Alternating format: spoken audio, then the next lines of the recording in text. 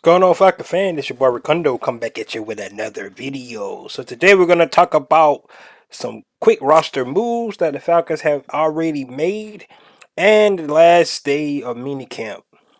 So guys, if you have not already, go ahead and please subscribe to the channel. Please hit notification bell so you know when I drop another video. Please hit the like button so I know you guys that hear what I talk about. Then please share my video throughout the YouTube universe so more people can come and hear me talk about these Atlanta Falcons. So, like I said, guys, we're gonna quick roster moves and talk about last day at minicamp and what to be looking for. You know, during this dead period that the Falcons actually going into the whole NFL. Of course, everybody know minicamp is over. The next time these guys will actually be together is in training camp in the end of next month in July. So they got about 5.5 weeks off. Um, so let's talk about a quick roster move.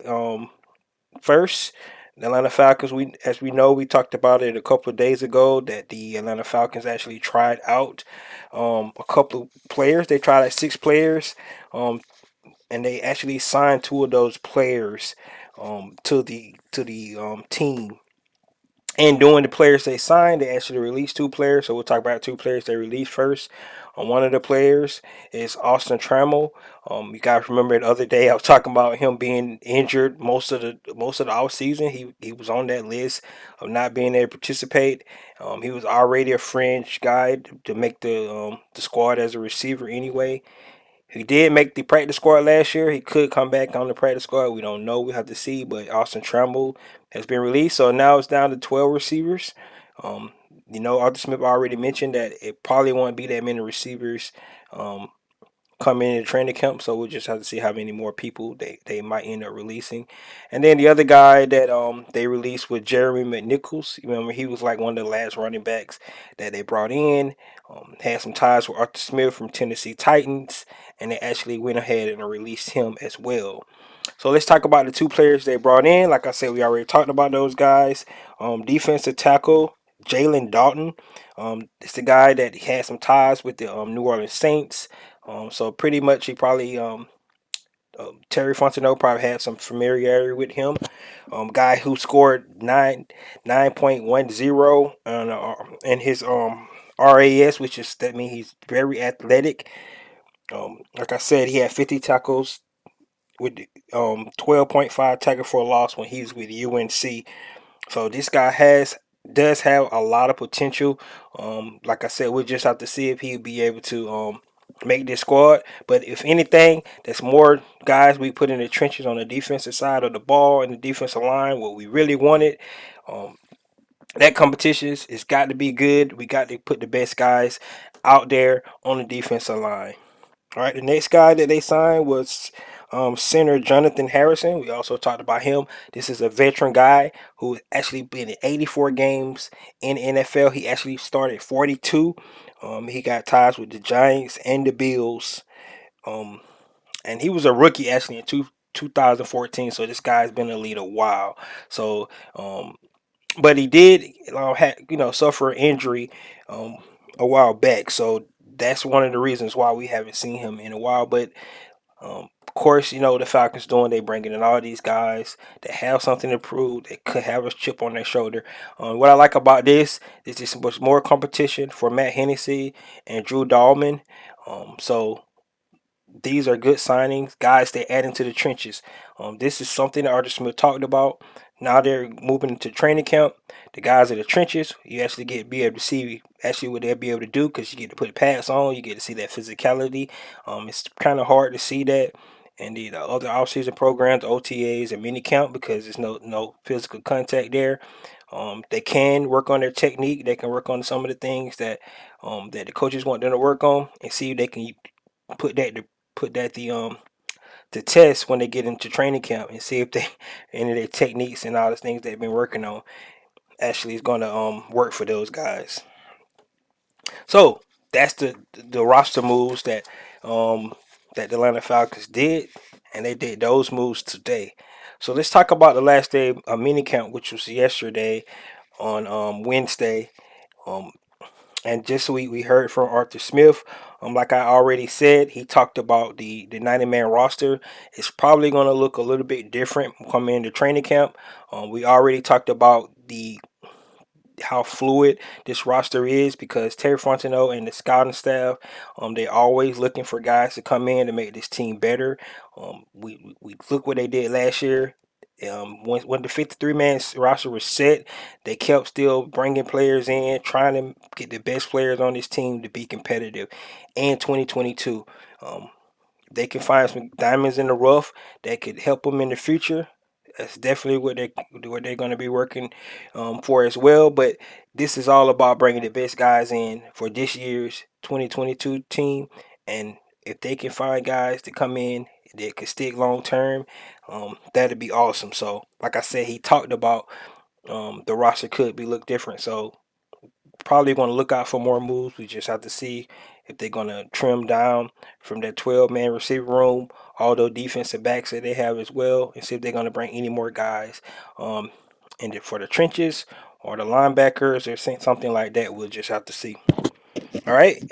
Like he said, just ending up the mini camp, talked about he wanted guys to be mentally prepared for both schemes, offense and defensively. That's what this time was. Of course, it was by getting and physically in shape, getting ready to just get ramped up. Of course, it's kind of weird to get so much in shape because you're gonna have a 5 week downtime. So most of these guys, I'm pretty sure, once they take a little quick break, a little quick vacation, they're gonna get back at it and get back to work. There's a lot of times where some of the quarterbacks and the receivers and things like that get together and they still throw to develop that chemistry. Last year during this time, this was when Kyle Pitts and um, they had the tight end U, and they went there and then do them. I'm pretty sure they're going to do something like that again. So just be looking out for things like that. But this is the downtime. The Atlanta Falcon, the coaching staff, is not able to just instruct those guys to do anything. It's all on them. They are professionals. They need to go out and do what they need to do to improve. So it's going to be interesting. We'll see what any of these guys do. One good thing that did come out this offseason program was the competition. We can see these guys, and it's a good refreshing thing to see because it's a lot of young guys who's very competitive. You can see the tick for tack, the young superstars like AJ Terrell and Kyle Pitts going at it. Um, that's good. Like I said, that's going to only make this squad better. Iron sharpen iron. Um, and it's going to even ramp up more once we get into training camp. One good thing about that, the young rookies going up against some of these good guys, like AJ Terrell going up against Drake London, that's definitely going to be able to help those guys out. Um, Grady Jarrett going against Jalen Mayfield, Chris Lindstrom, making those guys better. Marlon Davidson, Taquan Graham going up against Jake Matthews.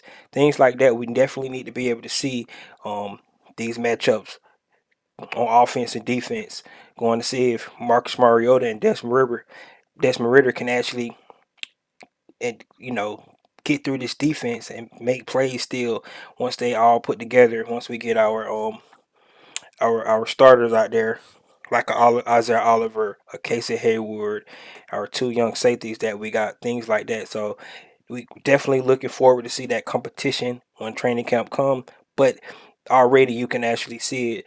Grady Jarrett mentioned that it's one of the closest teams he's been with. That's a good thing because when people like each other and they all seem like they got a chip on their shoulder, you're gonna see how these guys is gonna go out and compete every game and believe.